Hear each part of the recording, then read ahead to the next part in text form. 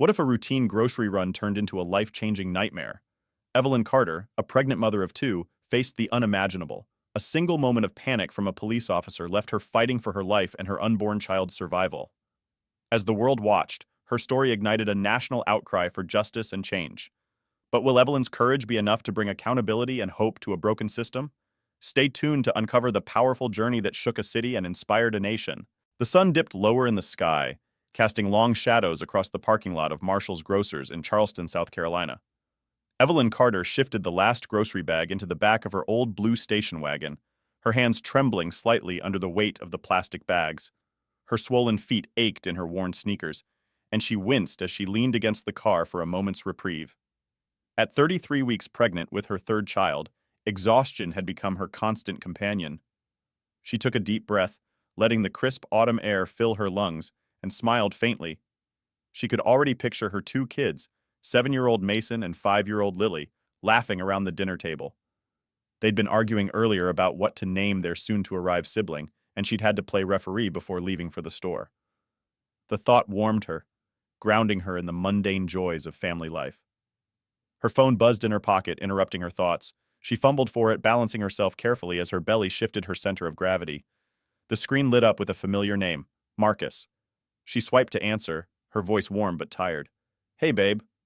"Hey, Ev," Marcus replied, his voice a soothing balm after a long day. "You almost home? The kids are asking if you're bringing marshmallows for their hot chocolate." Evelyn chuckled softly, shifting her weight to relieve the pressure on her lower back. "Of course I got marshmallows. What kind of mom would I be if I didn't? I'm just finishing up here, about to head out." "Good," Marcus said, teasing. "We don't want a repeat of the great marshmallow meltdown of 2022. Evelyn laughed, the sound light and free. "I'll be home in 10 minutes, she began, but her sentence was cut short by a sharp knock on her window. Her heart skipped a beat. She turned, startled, to see a tall man in a police uniform standing just outside her driver's side door. His expression was stern, unreadable behind dark sunglasses. Another officer, younger and visibly uneasy, stood a few feet away near the hood of her car, his hand hovering near his belt. "Evelyn?" Marcus's voice crackled through the phone. "Everything okay?"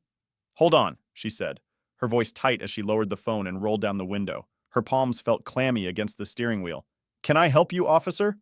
The older man, whose name tag read Turner, leaned slightly into the open window, his large frame filling the space. "Ma'am, we received a report about a shoplifting incident. Matches your description." Evelyn blinked, her mind struggling to catch up. "Shoplifting? What are you talking about? I just bought groceries for my family."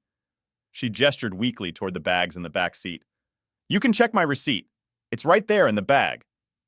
Officer Turner's jaw tightened. "Step out of the vehicle, ma'am." Panic began to creep into Evelyn's chest. "Wait, this has to be a mistake. I didn't take anything." "Step out of the car!" Turner interrupted, his voice firmer this time. The younger officer, Harris, shifted his weight nervously, his eyes darting between Evelyn and Turner. Evelyn hesitated, her grip tightening on the wheel. Her heart pounded in her chest, a drumbeat of fear. She glanced at her phone, still propped on the dashboard. "Marcus," she whispered, her voice trembling. "They're saying something about shoplifting." "What? That's insane!" Marcus's voice was sharp with alarm. "Don't do anything, Ev. Let me talk to them." "Ma'am!" Turner barked, rapping on the doorframe. "Out of the car! Now!" Evelyn's hands shook as she reached for the door handle. "Okay," she said, her voice small, barely audible. "I'm getting out." She shifted in her seat, her foot accidentally brushing the accelerator. The car lurched forward an inch. No more, but it was enough. "Stop the car!" Turner shouted, his voice rising to a roar. Evelyn froze, her breath catching in her throat. "I didn't mean to." But before she could finish, the sound of a gunshot ripped through the air, sharp and deafening. The windshield exploded into a spiderweb of cracks, and Evelyn felt a sudden searing pain in her chest. Her body jerked violently against the seat, the breath knocked out of her as the world tilted. Heat spread through her torso, and she gasped, her hands instinctively flying to her swollen belly. The pain was immediate, blinding, like fire consuming her from the inside. "Ev!" Marcus's voice was distant, frantic. "Evelyn, what's happening? Answer me!" Everything around her felt surreal, like a slow-motion nightmare. She could hear muffled shouting, footsteps, the rising murmur of bystanders gathering around her car. Through the haze of pain, she caught glimpses of faces pressed against the glass, shocked, horrified. "She's pregnant!" someone screamed, the words cutting through the chaos like a blade. Evelyn's vision blurred, the colors of the parking lot swirling together into an incoherent mess. Her hands trembled against her stomach where she felt the faintest, desperate kick from her baby. Tears streamed down her face as her breath came in shallow gasps, each one more labored than the last. The phone on the dashboard crackled with Marcus's voice, broken by static and desperation. "Evelyn, please, talk to me!" But she couldn't. She couldn't form the words. The pain was too much and her world was slipping away. The last thing she saw before darkness claimed her was the terrified face of Officer Harris, his hand still hovering near his holster, and the distant flicker of flashing red and blue lights. The world around Evelyn felt heavy and distant, as though she were submerged underwater. Her chest burned where the bullet had struck, the searing pain radiating through her body. Her fingers trembled as they pressed against her swollen belly, a feeble attempt to shield her baby from the violence that had erupted around them. "Please, not my baby!" The words echoed in her mind, though her lips could not form them. Her vision blurred, tears streaking down her cheeks as she thought of Mason and Lily. Their laughter, their mischievous grins at bedtime, the way they'd pile onto her lap even though there was barely any room left. Those images anchored her in the storm of chaos. But now, the possibility that she might never see them again loomed over her like a shadow. The muffled shouts outside the car pierced through the haze. Evelyn's fading consciousness clung to the cacophony. Footsteps, gasps, frantic voices. "She's pregnant!" someone screamed, the words jagged and raw. Officer Turner stood frozen beside the driver's side door, his gun still raised, his hand trembling. The weight of what he had done bore down on him like a crushing tide. He blinked, unable to tear his eyes away from the spiderweb of cracks spreading across the windshield. Blood pooled against the pale interior of the car, stark and horrifying. What? What did I just do?" he murmured, his voice barely audible over the growing commotion. Beside him, Officer Harris's face was ashen. His hand shook as he fumbled for his radio. "Dispatch. We have a—" His voice cracked, the words catching in his throat. He swallowed hard and tried again, his tone rising in panic. "We have an officer involved shooting at Marshall's Grocers. Suspect is down. Critical condition. Requesting immediate medical assistance." The words tumbled out of him in a desperate rush. Turner finally lowered his weapon, his grip slack. His pulse pounded in his ears, drowning out everything else. "She moved the car," he muttered to himself, his voice hollow. "She moved the car. I thought—" But even as he spoke, the words rang false in his ears. He glanced at Harris, whose wide eyes reflected a fear Turner didn't dare to acknowledge. A small crowd had begun to gather, drawn by the gunshot and the sudden eruption of chaos. Sophie Nguyen, a 22-year-old college student, stood frozen near the grocery store entrance, her phone clenched in her hand. She'd been filming casually moments earlier, capturing a funny video for her social media when the shot rang out. Now, her fingers moved almost automatically, switching the camera back on. Through the shaky lens, she captured the scene, the broken glass, the blood, and the officer's frantic movements. "Oh my God," she whispered, her voice trembling. "They shot her. She didn't even do anything." Around her, murmurs of disbelief and outrage rippled through the onlookers. "She's pregnant," an older woman said, her voice thick with emotion. "How could they—" Another man, his face pale with shock, pulled out his phone to call 911, even as he muttered under his breath, "They're gonna try to cover this up." Sophie's hand shook as she zoomed in on Evelyn's face, pale and streaked with blood. Her chest barely rose and fell, her breath shallow and labored. Sophie could feel her heart pounding in her own chest as she whispered, "Please, somebody help her." Marcus paced his living room, the phone still pressed to his ear, his heart hammering in his chest. "Evelyn?" he called again, his voice frantic. "Evelyn, what's happening? Answer me!" The silence on the other end was unbearable. He could hear muffled shouts and footsteps, the unmistakable wail of a siren growing closer. His stomach twisted into knots. "No, no, no," he muttered, dropping the phone from his ear and staring at it as though it could provide answers. Mason and Lily peeked out from the playroom, their innocent faces etched with concern. "Daddy, what's wrong?" Mason asked, clutching his sister's hand. Marcus forced himself to take a steadying breath, his mind racing. "Stay here," he said, his voice tight. "I'm going to get Mrs. Delaney next door to watch you." He knelt down to Mason's eye level, gripping his shoulders. "Take care of your sister, okay? I'll be back soon."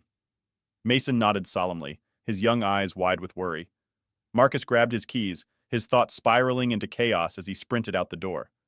He barely registered his neighbor's concerned questions as he quickly explained the situation, his focus already on the road ahead. He couldn't think, he couldn't afford to think, about what might have happened. His only goal was to get to Evelyn. The flashing lights of the ambulance reflected off the shattered glass and streaks of blood on the pavement. Paramedics rushed to Evelyn's side, their movements swift and practiced. One of them, a woman with steady hands and a voice like steel, leaned into the car. "Ma'am, can you hear me?" she asked, her voice cutting through the din. Evelyn's eyelids fluttered weakly, but no words came. Her fingers twitched against her belly, her body instinctively trying to protect the life within her. The paramedic turned to her partner, urgency sharp in her tone. "We need to move her now." The crowd pressed closer, their whispers and gasps swelling like a tidal wave. Sophie continued filming, her heart aching as she captured the paramedics carefully lifting Evelyn onto a stretcher. Her pale face was barely visible beneath the oxygen mask they'd secured over her mouth and nose. Turner stood several feet away, his hands hanging limp at his sides. He watched in silence as the paramedics worked, his mind an empty void. Harris hovered beside him, his radio still clutched in a white-knuckled grip. They're taking her to County General," Harris stammered, more to himself than anyone else. "She's not gonna make it!" a voice from the crowd muttered, the words sharp and condemning. "You shot her for no reason!"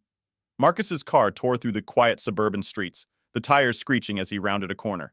His grip on the steering wheel was so tight, his knuckles turned white. He barely registered the stoplights, his mind consumed with panic. Evelyn's face filled his thoughts, her laughter, her determination, the way she cradled her belly protectively whenever she sat on the couch. The image of her in pain, bleeding, was unbearable. "Hold on, Ev," he whispered, his voice breaking. "I'm coming. Just hold on." His phone buzzed on the passenger seat, but he couldn't bring himself to look at it. He knew it wouldn't bring good news. The hospital loomed in the distance, its bright lights cutting through the encroaching darkness. Marcus floored the accelerator, the car roaring as it surged forward. Every second felt like an eternity. The ambulance doors slammed shut, and the siren wailed as it sped away. Evelyn lay on the stretcher, her breath shallow, her pulse weak. Her consciousness ebbed and flowed, but through the haze of pain, one thought remained clear. My baby. My children. Please let me stay with them. The ambulance's red lights disappeared into the night, leaving behind a parking lot stained with blood, shattered glass, and the heavy weight of unanswered questions. The harsh fluorescent lights of County General's emergency room reflected off the polished tile floor, casting a sterile glow over the chaos. The paramedics burst through the double doors with Evelyn's stretcher, their voices sharp and urgent. A nurse wheeled alongside them, jotting down vitals while the attending physician issued commands. "She's lost a lot of blood," one of the paramedics said, his voice tight with focus. "Gunshot wound to the chest, penetrated the left lung, possible injury to the diaphragm, 33 weeks pregnant, fetal distress is likely." The doctor, a wiry man with steel gray hair, nodded grimly. "Prep or two now. We need a trauma team and an OB consult. Page Dr. Stein." Evelyn's body trembled on the stretcher, her breaths shallow and erratic. Her consciousness wavered, her mind trapped in a fog of pain and fear. Somewhere in the depths of that haze, she clung to a single thread of hope. Hold on for the baby. Hold on for Mason and Lily. Marcus stumbled through the hospital's entrance moments later, his chest heaving as he struggled to catch his breath. The drive had been a blur of reckless speed and heart-stopping fear. His shirt clung to his back, damp with sweat, as he scanned the ER for any sign of Evelyn. "Sir, you can't be back here." A nurse blocked his path as he tried to follow the gurney that had disappeared down the hallway. "That's my wife," Marcus cried, his voice breaking. "She's pregnant. Please, I need to see her." The nurse's expression softened, though her tone remained firm. "She's being taken into emergency surgery. I'll have someone update you as soon as possible.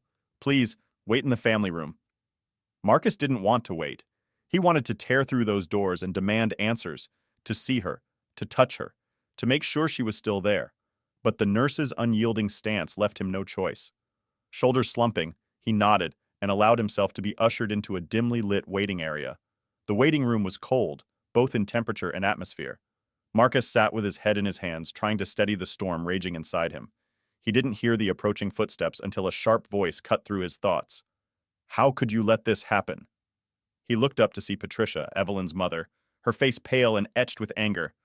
Her husband James stood behind her, his hand on her shoulder in an attempt to temper her fury. "Patricia, this isn't the time," James began, but she cut him off with a glare. "Don't you dare defend him," she snapped, her voice trembling with a mix of grief and rage. She turned back to Marcus, her eyes burning. "She called you, didn't she? She told you something was wrong, and you just, what, let it happen?" Marcus shot to his feet, the sting of her accusation igniting his own anger. "I didn't let anything happen," he shouted, his voice cracking. I was on the phone with her when it happened. I wasn't there because I didn't know she was in danger. That's exactly the problem, Patricia hissed, her voice lowering but no less venomous.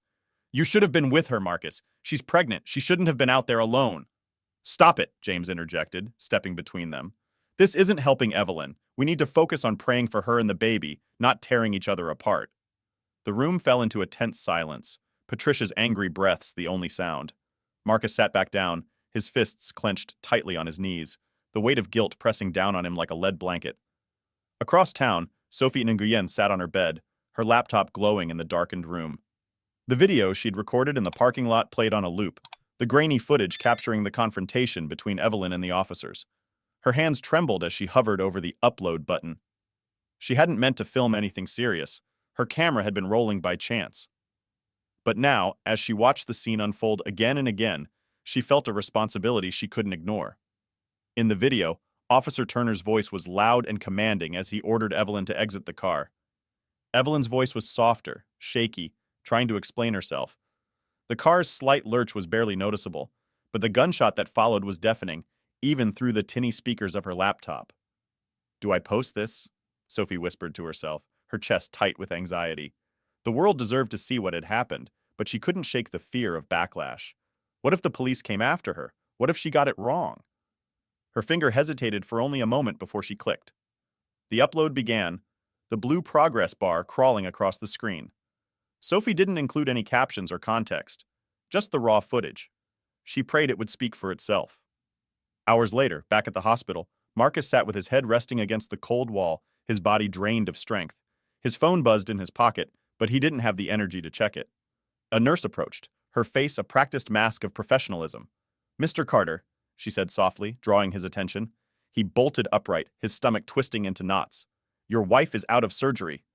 The words hung in the air for a moment, heavy with uncertainty. "And?" Marcus prompted, his voice barely above a whisper. The nurse's expression shifted, her eyes softening with sympathy. "She's stable, but she's not out of the woods yet. The bullet caused significant damage to her lung, and we had to perform an emergency C-section to save the baby." Marcus felt the air leave his lungs. "The baby, are they okay?" "They're alive," the nurse said gently, "but very premature. The NECU team is working on stabilizing the baby now. You can see your wife soon, but she's heavily sedated." Marcus nodded numbly, the enormity of the situation crashing over him. Evelyn was alive. The baby was alive. But both of them were still so precariously close to the edge. In another corner of the city, Sophie's video began gaining traction online. The shaky footage sparked a firestorm of reactions, the hashtags #JusticeForEvelyn and #PoliceReform trending within hours. Viewers dissected every frame, debating what the video did and didn't show. Some defended the officers, claiming Evelyn's car movement justified the reaction. Others pointed to her visibly pregnant state as proof of an overreaction. The video's abrupt ending left questions unanswered, but one thing was clear. The public wasn't going to let this incident go quietly. The hospital room was eerily silent as Marcus finally stepped in to see Evelyn. Machines beeped steadily around her, tubes and wires snaking from her body. Her face was pale, her chest rising and falling in slow, mechanical breaths. Marcus sank into the chair beside her bed, taking her hand in his. It was cold, limp in his grasp. "You're still here," he whispered, tears spilling freely down his cheeks. "You're still here, Ev?" He rested his head against her hand, his sobs muffled by the sterile hum of the machines. Outside, the world was beginning to rage, but in that moment, all that mattered was the faint, steady rhythm of her heartbeat. The sun had barely risen over Charleston, but the city was already stirring with tension.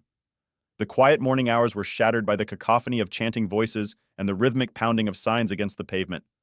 Outside County General, a crowd had gathered, their numbers growing with each passing minute. Hand-painted signs bobbed above their heads, bearing messages that ranged from justice for Evelyn to stop police violence and protect black mothers.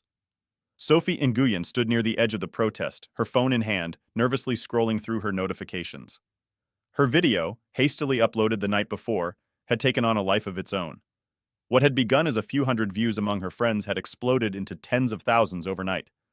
Comments poured in, a mix of outrage, heartbreak, and demands for justice. "I didn't think it would blow up like this," Sophie muttered to herself, glancing nervously at the reporters who had started to arrive. News vans lined the street, their satellite dishes craning skyward as journalists adjusted microphones and practiced somber expressions for their live reports. Sophie felt a mix of pride and fear. Her video had started this, but now it was beyond her control. Inside the hospital, Marcus sat in the waiting room, oblivious to the commotion outside. His world had narrowed to 2 points of focus: Evelyn and the baby. A nurse had informed him earlier that their premature daughter was stable, but in critical condition, hooked to an array of machines in the NICU. Marcus hadn't been able to bring himself to see her yet. The thought of her tiny, fragile body surrounded by wires was too much to bear. Patricia sat across from him, her posture stiff, her face a mask of barely contained fury. She hadn't spoken to him since their heated exchange the night before, and the silence between them now was deafening. A hospital staffer entered the room, her expression strained. "Mr. Carter?" she called, her voice clipped with urgency.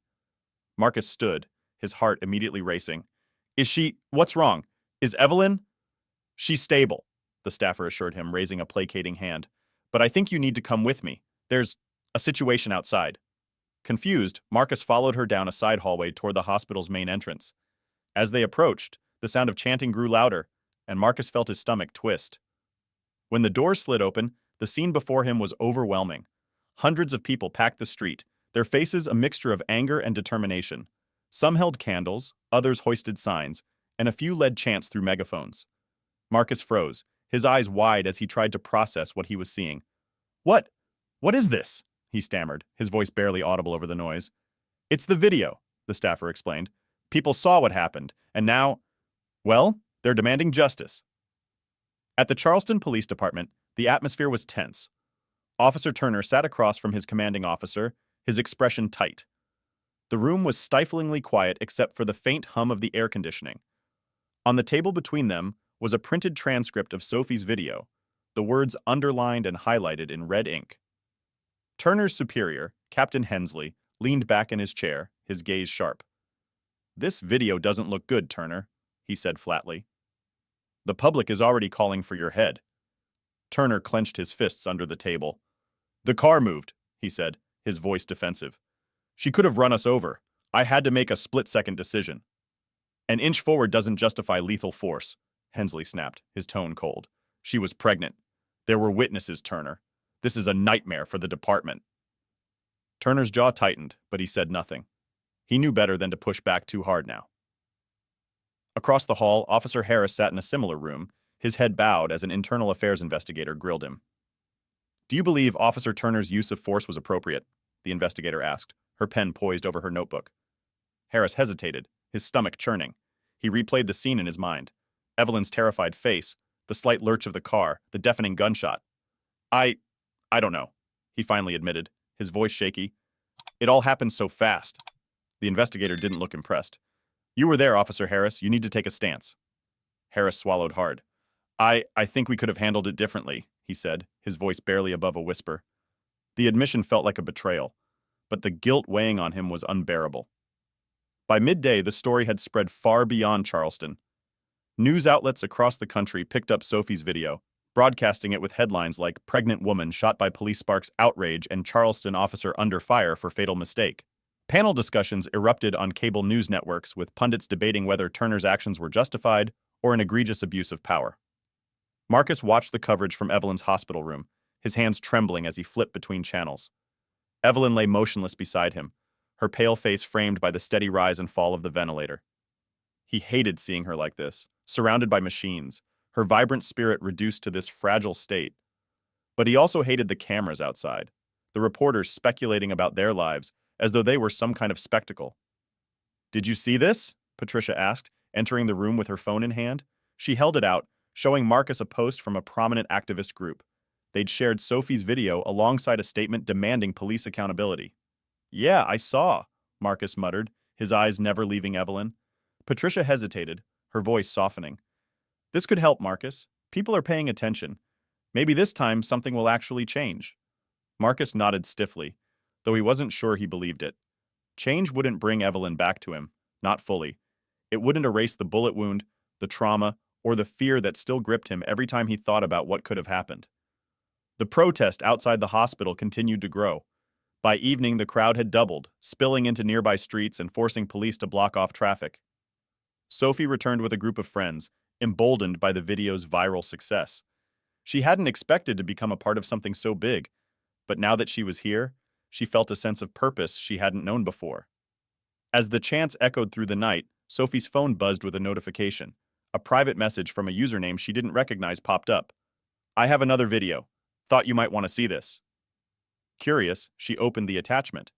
The video was shorter than hers, filmed from a different angle. It showed the moments leading up to the confrontation between Turner and Evelyn. This time, Turner's aggressive posture was clearer, his tone sharp as he barked orders. The clip ended abruptly, but it left no doubt that Evelyn had been frightened, not combative. Sophie's heart raced as she watched it again. This footage could change everything, could make Turner's defense even weaker. She debated whether to post it, her fingers hovering over the screen. The weight of responsibility settled on her shoulders, heavier now than ever. Inside the police department, Turner sat alone in the locker room, his head in his hands. He'd seen the coverage, read the headlines, and felt the eyes of the city boring into him. He knew his career and his life was teetering on the edge, but as much as he tried to justify his actions to himself, a single thought gnawed at him relentlessly. What if I was wrong? The sound of his own name on the TV in the corner made him look up. A reporter was announcing the release of a second video, one that painted an even more damning picture of the events leading up to the shooting. Turner's stomach dropped. "What now?" he muttered to the empty room. The screen switched to the new footage, showing his aggressive stance, his sharp commands. The commentary was swift and brutal. "This latest video raises serious questions about Officer Turner's judgment and whether his actions were motivated by implicit bias." Turner turned off the TV, the room plunging into silence. For the first time since the shooting, he felt the cracks in his armor widening. The weight of what he'd done was no longer just his burden to bear. It was the world's. The hospital room was a symphony of soft beeps and steady hums, each sound marking the tenuous balance between life and loss. Marcus sat slumped in the chair beside Evelyn's bed, his head resting on his crossed arms. Days of worry had etched deep lines into his face, and sleep, when it came, was brief and restless. Evelyn's body lay still beneath the crisp white sheets, her chest rising and falling with the rhythm of the ventilator. Her face was pale, her lips dry, but to Marcus, every breath she took was a small miracle. A faint, raspy sound broke the quiet. Marcus stirred, his tired mind struggling to process the change. Then it came again, a soft, barely audible moan. His head snapped up, and his heart leapt as he saw her eyelids fluttering. "Evelyn," he whispered, leaning closer, his voice trembling. "Evelyn, can you hear me?" Her fingers twitched against the blanket, and her lips parted as though she were trying to speak. Marcus scrambled to press the call button, his movements frantic and clumsy. "She's waking up!" he called out, his voice loud enough to echo down the hallway. A nurse burst into the room moments later, her calm professionalism belying the urgency of the situation. She checked the monitors, her eyes narrowing slightly as she scanned Evelyn's vitals. "Mrs. Carter," she said gently, placing a hand on Evelyn's arm. "You're in the hospital. You've been through a lot, but you're safe now." Evelyn's eyes opened fully, her gaze unfocused and glassy. She blinked several times as though trying to make sense of where she was. "But baby—" The word was a whisper, strained and barely audible, but it carried a weight that pierced Marcus's heart. "The baby's alive," Marcus said quickly, tears spilling down his cheeks. "She's in the NICU, but she's alive, Evelyn. She's alive." The hours that followed were a blur of medical checks and cautious optimism. Doctors explained that Evelyn's condition was stabilizing, though she would need extensive care and rehabilitation to recover fully. The bullet had done significant damage, but her will to live and the skill of the surgical team had kept her tethered to life. Marcus stayed by her side, his hand never leaving hers.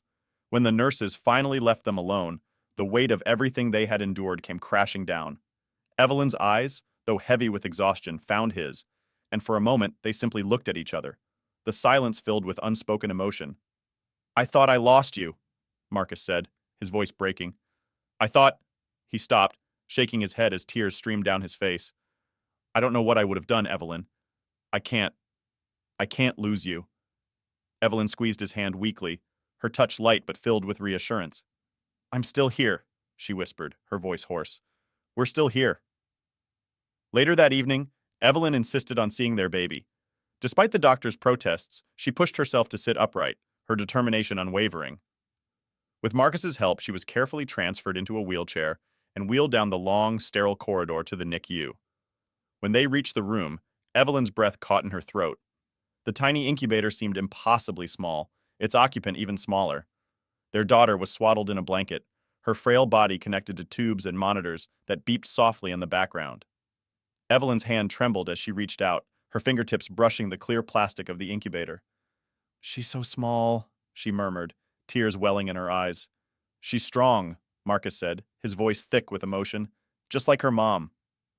A nurse approached, her expression warm but professional. "Would you like to hold her?" she asked softly. Evelyn nodded, her tears spilling over.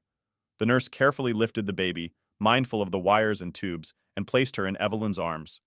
The moment the baby settled against her chest, Evelyn let out a shuddering breath, the tension she'd been holding melting away. "Hi, sweet girl," she whispered, her voice trembling. "It's Mommy. I'm here." Marcus stood beside her, his hand resting gently on her shoulder as he gazed down at their daughter.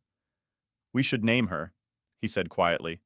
Evelyn smiled faintly, her tears glistening in the soft light. "Hope," she said, her voice barely above a whisper. "Her name is Hope." Over the next few days, Evelyn's strength began to return, though her recovery was slow and arduous. Marcus hovered close, helping her with every small task, his worry evident in every gesture. Patricia visited frequently, her earlier anger replaced with a fierce protectiveness that only a mother could wield. The media coverage of the shooting continued to intensify. Sophie's video had sparked national outrage, and the release of the second video had only added fuel to the fire. Protesters filled the streets, their chants echoing through the city, while news anchors dissected every detail of the case with relentless fervor. Evelyn watched some of the coverage from her hospital bed, her expression a mix of disbelief and resolve. She hadn't yet processed the full weight of what had happened to her, but one thing was clear. Her story had become a catalyst for something much larger. "I need to speak out," she said one evening, her voice steady despite the exhaustion that lingered. Marcus looked at her sharply, his brow furrowing. "Evelyn, you don't have to do anything right now," he said gently. "You need to focus on getting better." "I can do both," she replied, her tone firm. "People are fighting for me, Marcus. For us. I can't just sit here and stay silent." Her words hung in the air, heavy with determination. Marcus studied her for a long moment before nodding slowly. "If that's what you want, I'll support you. But promise me you won't push yourself too hard." "I promise," she said, squeezing his hand. "But I won't let what happened to me go unanswered. Not for me, not for Hope, and not for everyone else who's been through this." The decision to speak out set the stage for what would become one of the most pivotal moments in Evelyn's recovery. Lawyers, activists, and community leaders began reaching out, eager to support her in any way they could.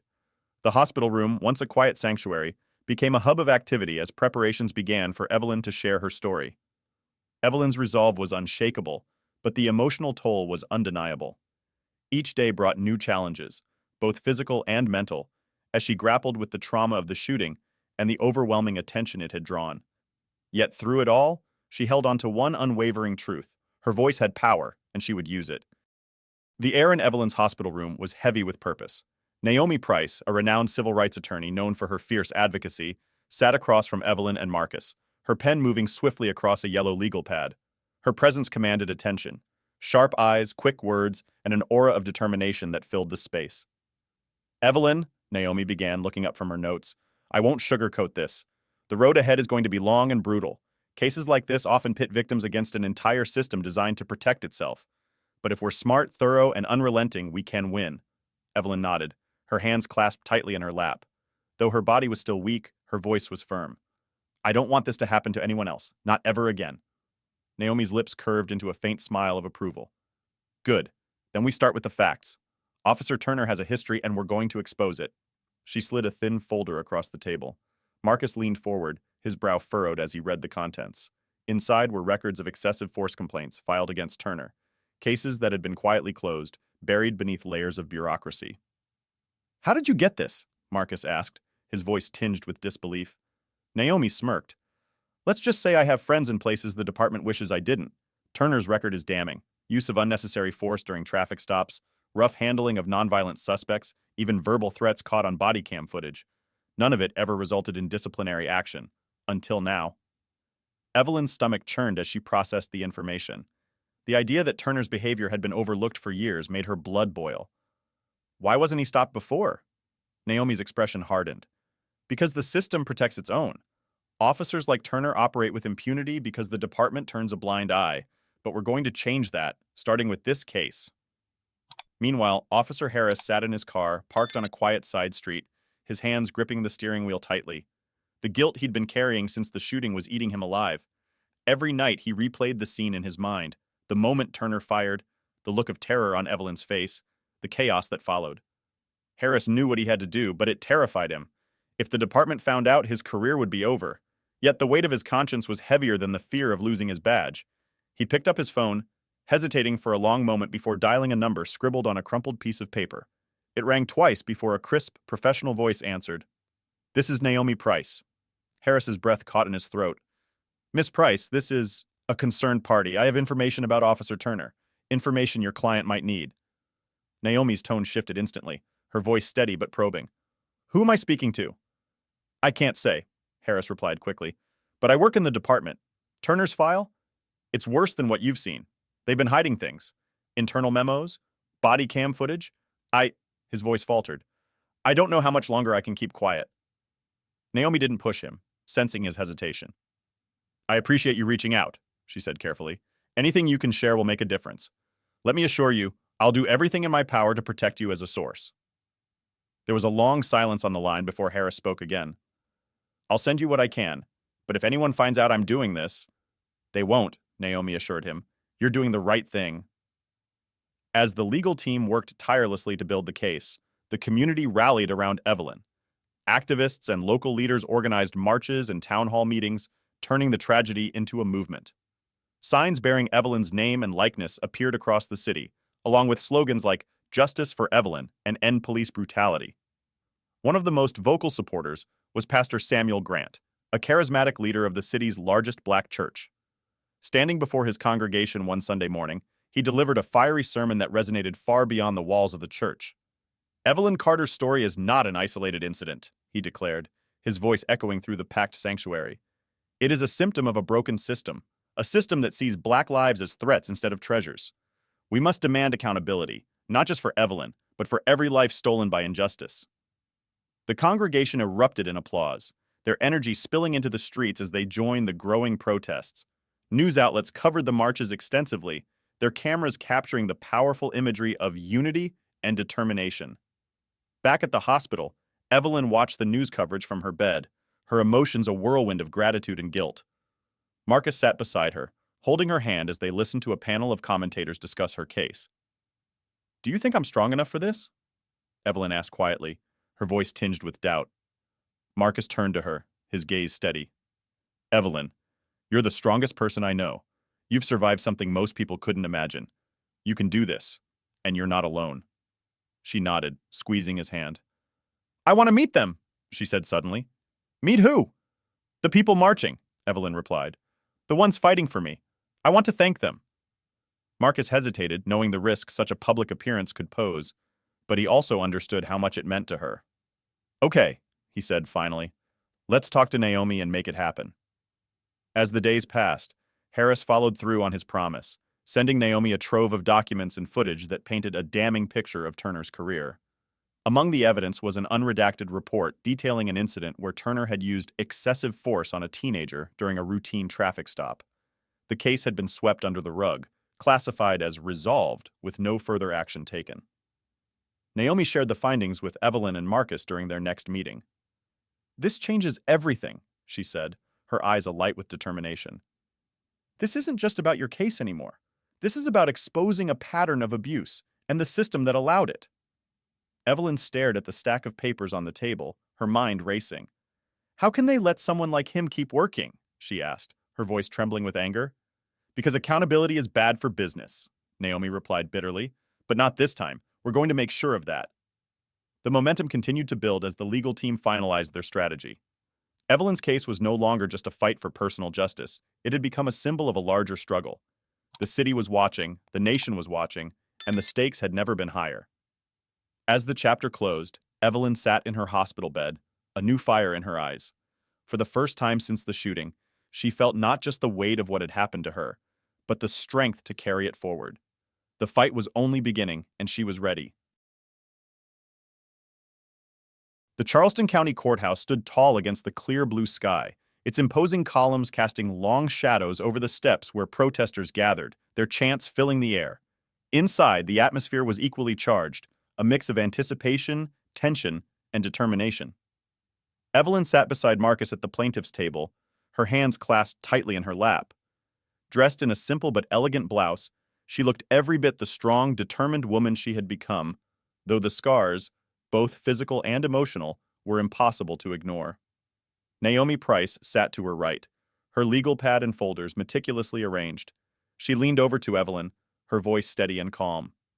"Today's the beginning," she said softly. "Stay strong. We've got this."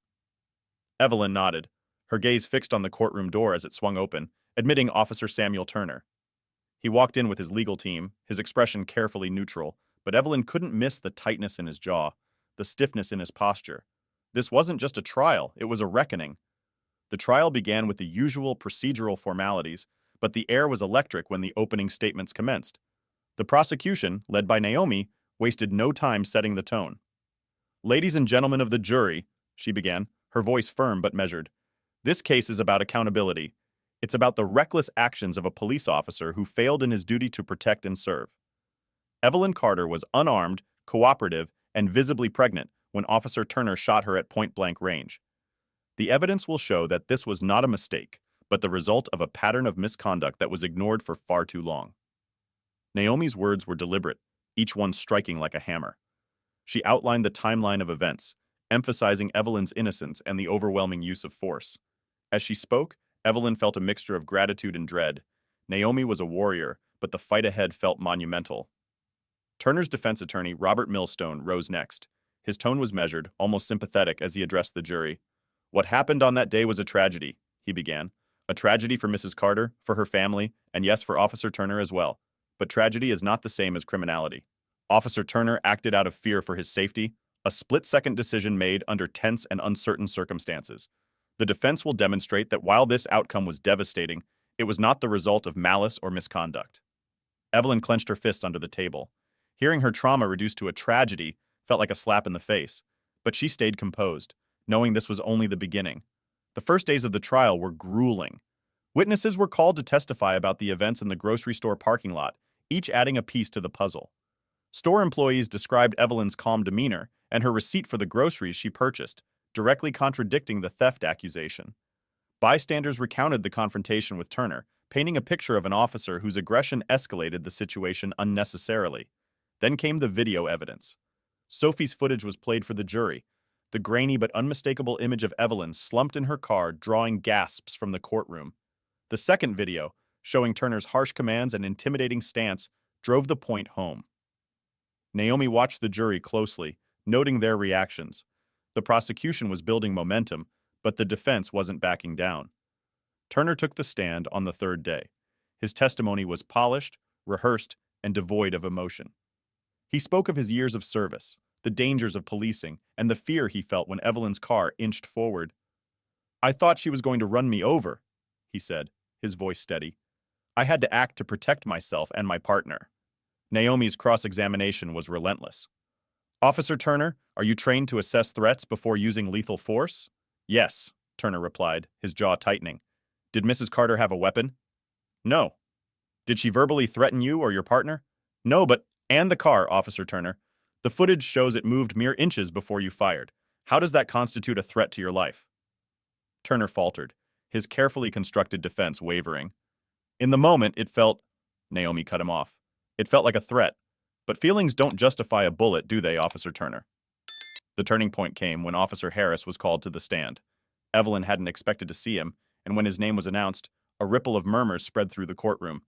Harris looked nervous as he took his oath, his eyes darting toward Turner, who stared at him with a mix of disbelief and anger. Naomi approached the stand, her expression soft but probing. "Officer Harris, you were Turner's partner on the day of the incident. Can you describe what you witnessed?" Harris took a deep breath. "We responded to a call about a suspected theft," he began. "When we approached the car, Mrs. Carter was cooperative. She explained she had just finished shopping and had a receipt, but—" Turner wasn't listening. He was focused on accusing her. Naomi nodded, encouraging him to continue. "What happened next?" Harris hesitated, his guilt evident. The car moved forward slightly. It wasn't fast or aggressive, more like a nudge, but Turner drew his weapon immediately and fired. It didn't feel right. It didn't feel necessary. Gasps filled the courtroom, and Naomi pressed on. Officer Harris, have you witnessed similar behavior from Officer Turner in the past? Harris's hands clenched on the stand. Yes. Turner has a history of using force unnecessarily. The department, they cover it up. The room erupted in whispers, the revelation hitting like a bombshell. The judge banged his gavel, calling for order, but the damage was done. Harris's testimony exposed a culture of corruption within the department, adding weight to the prosecution's case. Finally, it was Evelyn's turn to testify. The courtroom fell silent as she made her way to the stand, her movements slow but deliberate. She took a moment to steady herself before meeting Naomi's gaze. Evelyn, Naomi began, her voice gentle, can you tell the court what you remember about that day? Evelyn nodded, her voice trembling but strong. I was in the parking lot, loading groceries into my car. I was tired, so tired. But I was thinking about my kids, about getting home to them. Then the officers approached. Her voice cracked as she described the confrontation, the accusations, the terror that gripped her when Turner pulled his gun. I told them I didn't do anything. I begged them to listen. But they didn't. And when the car moved, it wasn't on purpose. My foot slipped. Tears streamed down her face as she recounted the moment the bullet struck her. All I could think about was my baby. I thought I was going to die. I thought I'd never get to hold her, never see my kids again. The courtroom was utterly silent, the weight of her words hanging in the air. Jurors wiped their eyes, and even the judge looked moved. Evelyn's testimony had delivered a blow no amount of cross-examination could undo. As Evelyn stepped down from the stand, Marcus stood to meet her, his arms enveloping her in a protective embrace. The courtroom was alive with emotion, but the trial was far from over. The fight for justice had reached its most critical moment, and the world was watching. The courtroom had emptied out for the day, but the tension lingered in the air like a storm waiting to break. Evelyn sat in the quiet waiting area just outside the chambers, her hands folded tightly in her lap. Marcus paced back and forth in front of her, his footsteps echoing in the empty hall. How much longer do you think they'll take? He muttered, more to himself than anyone else. Evelyn shook her head, her gaze distant. I don't know, she whispered. I just hope they see the truth. Inside the jury room, the 12 jurors sat around a long oak table, their faces etched with concentration. The weight of their task bore heavily on each of them. The evidence had been overwhelming. The videos, the witness testimonies, Evelyn's heart-wrenching account, but the defense's arguments about Turner's fear still lingered in their minds. We all agree he fired too quickly, one juror, an older man with graying hair, said.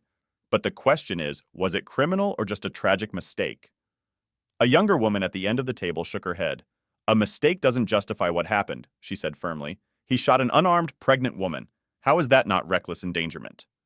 Another juror, a middle-aged man with a skeptical expression, leaned back in his chair. I get that, he said, but the law requires us to consider his perspective. If he genuinely thought he was in danger— Danger? The woman interrupted, her voice rising. The car moved an inch. He wasn't in danger, he panicked. There's a difference. The debate raged on, the hours stretching into the night as they combed through the evidence again and again, each juror wrestling with the responsibility of their decision. Outside, the city held its breath. The following morning, the courtroom was packed once again, the tension palpable as everyone waited for the jury to return. Reporters filled the back rows, their cameras poised to capture every moment. Protesters outside chanted for justice, their voices muffled but persistent. Evelyn sat beside Naomi, her nerves frayed. Marcus held her hand tightly, his thumb brushing against her knuckles in a silent gesture of comfort. Across the aisle, Turner sat with his legal team, his face unreadable. The jury filed in slowly, their expressions solemn. The judge cleared his throat, breaking the silence. Has the jury reached a verdict? The foreperson, a woman with kind but tired eyes, stood. We have, Your Honor. Evelyn's heart pounded in her chest as the bailiff handed the folded piece of paper to the judge. She held her breath, her entire world balanced on the edge of those words. On the charge of reckless endangerment, we find the defendant, Officer Samuel Turner, guilty. A collective gasp rippled through the room. Evelyn squeezed Marcus's hand, tears filling her eyes. On the charge of excessive use of force, we find the defendant guilty. The courtroom buzzed with whispered reactions. Turner's face tightened, his jaw clenching as the judge read the remaining verdicts, each one affirming his guilt. The final words hung in the air, the weight of justice settling heavily over everyone present. Evelyn closed her eyes, a sob escaping her lips. Marcus pulled her into his arms, holding her tightly as the reality of the moment washed over them. The city reacted swiftly. Within minutes, news of the verdict spread like wildfire, broadcast across televisions, phones, and social media. Crowds outside the courthouse erupted in cheers, their chants transforming into cries of triumph. "Justice for Evelyn!" they shouted, their voices filling the streets. Signs waved high, bearing messages of hope and accountability. But amidst the celebration, there was also reflection. Community leaders took to the podiums, urging the city to channel its energy into lasting change. "This is a victory," Pastor Samuel Grant declared to a sea of supporters. "But it is only the beginning. Justice is not just about one verdict. It's about transforming the systems that allowed this to happen in the first place. Let today be the start of something greater."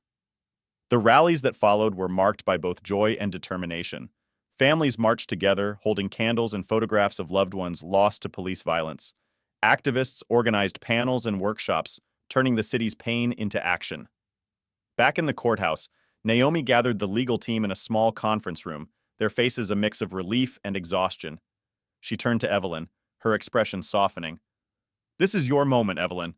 You've shown the world what courage looks like." Evelyn shook her head. "This wasn't just me," she said. "It was all of us. Everyone who stood up, who fought for this.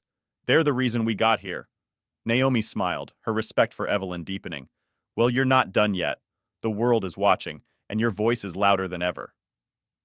Later that evening, Evelyn and Marcus returned home, their house now surrounded by flowers, cards, and signs of support from the community.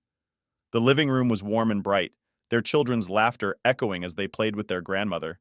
Evelyn stood in the doorway, her hand resting on the edge of the frame. For the first time in weeks, she felt a sense of peace. The road ahead was still uncertain, but for now, she allowed herself to breathe. As Marcus approached, slipping an arm around her waist, she leaned into him. "Do you think things will really change?" she asked quietly. Marcus pressed a kiss to her temple. "I think they already have, and if they haven't, we'll make sure they do." Evelyn nodded, her resolve hardening. This wasn't just about her. It was about everyone who had been silenced, overlooked, and forgotten, and she would use every ounce of strength she had to make sure their stories were heard. The rally stretched as far as Evelyn could see. The city square, once a place of bustling markets and casual foot traffic, had transformed into a sea of people united by one cause: change. Signs swayed in the wind, their messages bold and resolute. Justice for Evelyn, reform now, end police violence. The collective energy was palpable, a mixture of determination and hope. Evelyn stood at the edge of the makeshift stage, her hands gripping the railing for support.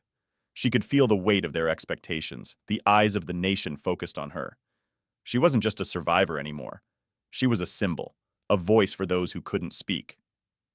Marcus stood by her side, a steadying presence. He placed a hand gently on her shoulder, offering a small nod of encouragement. "You've got this," he whispered. Evelyn took a deep breath, her heart pounding. The microphone in front of her crackled slightly as she stepped up to the podium. The crowd fell silent, their anticipation hanging in the crisp autumn air. She glanced down at the front row where her children sat with their grandmother, their wide eyes watching her intently. "I never thought I'd find myself here," she began, her voice carrying across the square. "I never imagined that my life, my family, would become the center of something so much bigger than us." Her voice trembled slightly, but she pressed on, drawing strength from the faces before her. "What happened to me should never have happened.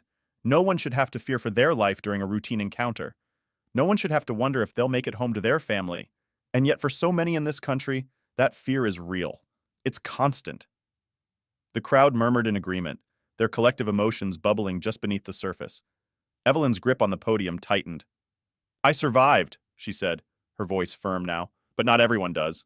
Names like George Floyd, Breonna Taylor, Tamir Rice, they're more than just headlines. They're reminders of lives lost, families shattered, and a system that desperately needs change." Applause rippled through the crowd, growing louder with every passing second. Evelyn took another breath, her words flowing with the conviction of someone who had lived through the fire. "Accountability isn't a luxury, it's a necessity," she continued, "and it starts here, with all of us. It starts with demanding that those who are sworn to protect us are held to the highest standards. It starts with reforms that ensure justice is the rule, not the exception. She paused, her gaze sweeping across the crowd. This city has already begun to take steps in the right direction, but it's not enough to celebrate progress. We have to sustain it. We have to push for more. The crowd roared in agreement, their cheers echoing through the square. Evelyn felt a swell of emotion, her heart pounding with the magnitude of the moment. Behind the scenes, change was already underway. The mayor's office had released a detailed plan for sweeping reforms within the police department. At the center of these changes was the implementation of mandatory body cameras for all officers, ensuring greater transparency and accountability in every interaction. Additionally, the city had committed to providing extensive de-escalation training for officers, emphasizing nonviolent conflict resolution. Evelyn's case had exposed the glaring gaps in training that contributed to her near-death experience, and the reforms aimed to address those shortcomings head-on. Perhaps the most significant change was the creation of an independent oversight board, composed of civilians, legal experts, and community leaders. This board would have the authority to investigate allegations of police misconduct, bypassing the traditional internal processes that had shielded officers like Turner for years. These reforms are just the beginning, the mayor had said during a press conference earlier that week. We owe it to Evelyn Carter and to every citizen of this city to ensure that our police force serves with integrity, fairness, and respect. For Evelyn, the changes brought a mix of relief and determination. Progress was being made, but she knew the fight was far from over. As she sat with Naomi one afternoon, reviewing the city's reform plan, she couldn't help but think of the countless others who hadn't been as fortunate. This is a start, Naomi said, tapping her pen against the table. But it's going to take constant pressure to make sure these changes stick. Evelyn nodded. I'm ready, she said simply. Whatever it takes. At home, life slowly began to find a new rhythm. Evelyn's recovery was steady, though the physical and emotional scars remained. Her children, Sarah and Caleb, seemed to sense the shift in their parents. They were more attentive, more affectionate, as if they understood how close they had come to losing their mother. One evening, as the family sat around the dinner table, Marcus looked at Evelyn with a quiet smile. You know, he said, I think we're stronger now. All of us. Evelyn glanced at her children, who were giggling over a shared joke, and then back at Marcus. We had to be, she replied, her voice soft. But you're right. We are. It wasn't just words. The ordeal had brought them closer, forging a bond that felt unbreakable. They found strength in each other, in the simple routines that had once seemed so ordinary but now felt like blessings. As the months passed, Evelyn continued to use her voice to advocate for change. She appeared on national talk shows, sharing her story with millions. Her words resonated far beyond the city limits, sparking conversations about police reform and racial justice across the country. At one particularly poignant event, Evelyn was presented with an award for her courage and advocacy. As she accepted the plaque, she looked out at the audience, her heart swelling with gratitude. This isn't just my story, she said. It's our story. It's about all of us working together to build a future where justice isn't just an ideal, but a reality. The applause was deafening, and for a moment Evelyn allowed herself to feel the weight of what she had accomplished. She had turned her pain into purpose, her tragedy into a call for action. And though the road ahead was still long, she knew she wasn't walking it alone. Later that night, as Evelyn sat on the porch with Marcus, the stars shining brightly overhead, she let out a contented sigh. The city had changed, her family had healed, and she had found her voice. Do you think we've done enough? Marcus asked, his tone thoughtful. Evelyn smiled, resting her head on his shoulder. No, she admitted, but it's a start, and that's more than I ever thought we'd have. The park was alive with energy. The crisp morning air carried the mingling scents of coffee and fresh-baked goods from local vendors, while the sound of children's laughter echoed over the rolling green hills. Colorful banners waved in the breeze, each emblazoned with words like justice, equality, and hope. It was a celebration, a community coming together to honor progress, unity, and resilience. Evelyn stood near the main stage, cradling her newborn daughter Lily in her arms. The baby, just a few weeks old, stirred lightly but remained nestled against Evelyn's chest, her tiny breaths a comforting rhythm.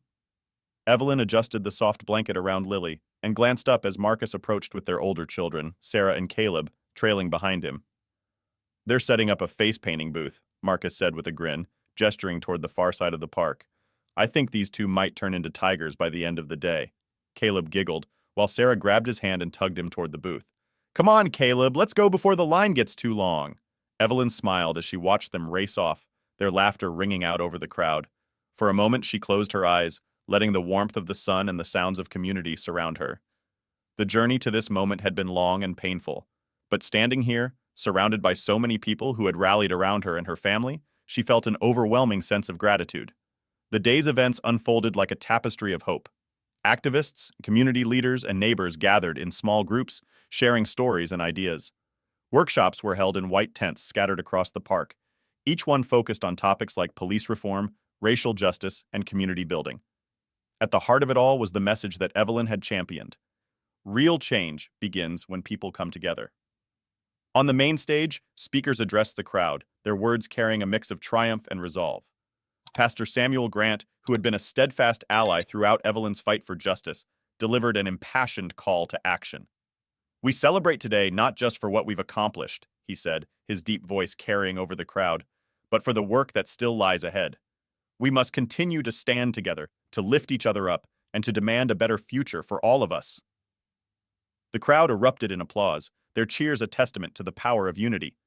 Evelyn felt tears sting her eyes as she looked out at the sea of faces. People of all ages, races, and backgrounds standing together as one. This was what they had fought for, a community that refused to be divided. As the day wore on, Evelyn and Marcus walked through the park, greeting familiar faces and meeting new ones. People stopped to thank Evelyn, to share their own stories of struggle and resilience, and to tell her how much her courage had inspired them. One woman, holding the hand of her young son, approached hesitantly.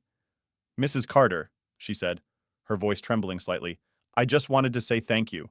What you've done, it's given me hope for my son's future." Evelyn reached out and clasped the woman's hand, her voice soft but steady.